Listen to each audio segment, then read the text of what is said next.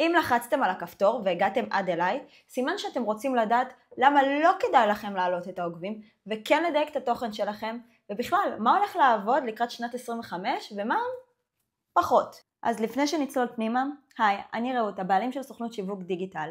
בסוכנות שלנו אנחנו עוזרים לבעלי עסקים לשווק את העסק שלהם על ידי סרטונים מדויקים ואסטרטגיה נכונה ומותאמת לעסק שלהם. אתם מוזמנים לעקוב אחרינו כמובן, לראות קצת מהתוצאות שהשגנו ללקוחות. אז תכלס, למה כדאי לכם לדייק את התוכן שלכם בשביל להגיע ללקוחות שלכם ולא להעלות את העוקבים? ובכלל, מה הולך לעבוד חזק בשנת 2025? בשביל שנבין את כל זה, אנחנו צריכים להתחיל מההתחלה.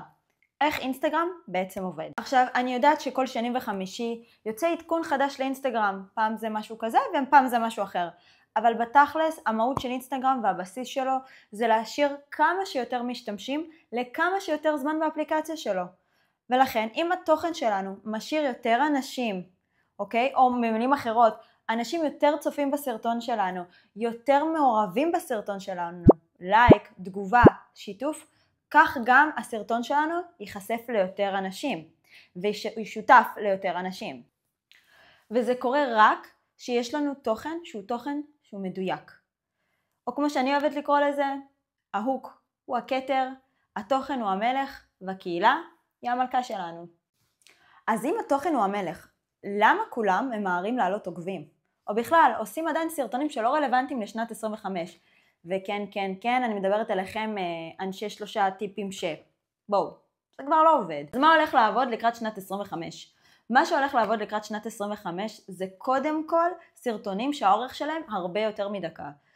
טיקטוק מקדמת סרטונים שהאורך שלהם יותר מדקה. אז תדברו 2, 3, 4 דקות, תנו ערך אמיתי לקהל שלכם וזה יעבוד. הדבר השני שהולך לעבוד חזק זה בעצם סרטונים שהם יותר משוחררים, יותר לוס. צלמו את עצמכם ברכב עם חולצה פשוטה, זה כבר יעשה את הטריק. לא עוד חליפות מפונפנות. הדבר השלישי שהולך לעבוד חזק זה כל העניין הזה שאתם מכירים את זה שעכשיו בשנת 24, שהרבה מראים את הלייפסטייל שלהם, את המכוניות שלהם, את כמה עשירים ותכונים. No more. מה שהולך לעבוד חזק זה בעצם הנפילות. איך בעצם הגעתם למצב שיש לכם את המכונית הזאת, איך הגעתם למצב כזה שיש לכם כסף, מה הנפילות, מה האתגרים ואיך יצאתם מזה ואיך אתם היום. התיעוד הזה, התהליך הזה, זה מה שבסוף יקנה את האנשים. ותזכרו, שאתם מצלמים את הסרטונים האלה, התוכן שלכם בתוך הסרטונים חייב להיות מדויק. אחרת, מה עשינו בזה? ובחזרה לעוקבים שלנו. הרי עוקבים זה באמת סמל סטטוס, ואני יכולה להסכים עם זה.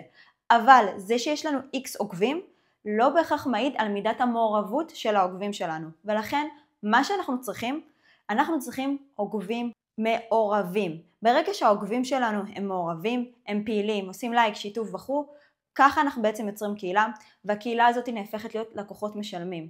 אז תמיד חשוב מאוד לחזק את זה ולתחזק את זה. בקיצור, הפוקוס שלכם צריך להיות על התוכן שאתם מייצרים. ובואו נגלה לכם סוד ככה בינינו, אם יצרתם סרטון, אבל החשיפה שלו היא לא מי יודע מה, זה בסדר כל עוד הצלחתם להעביר את המסר. מפעם לפעם, מסרטון לסרטון, תוכלו לדייק את המסר, תוכלו לדייק את התוכן, וככה זה יהיה הצלחה. אז איך בעצם יוצרים תוכן שמביא לנו לקוחות משלמים? תוכן שהוא הרבה יותר מדויק. אני מזמינה אתכם לפגישת ייעוץ 1 על 1 איתי ביחד, שבו אנחנו נעשה זום אין על הנכסים הדיגיטליים שלכם. אנחנו נבדוק מה עובד יותר ומה עובד פחות. ואני מבטיחה לכם שאחרי שעה איתי, כבר האינסטגרם שלכם וגם הנכסים הדיגיטליים שלכם ישתפרו פלאים.